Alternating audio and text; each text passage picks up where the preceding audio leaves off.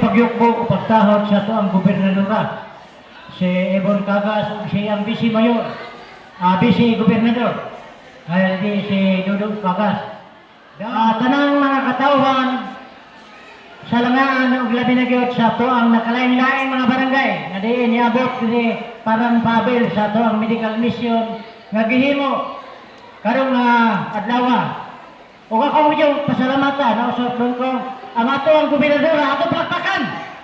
Wa pamalakpak ko mo malipay na natay tambal karong hapon na punta ka lang pasalamatan pa ko sa.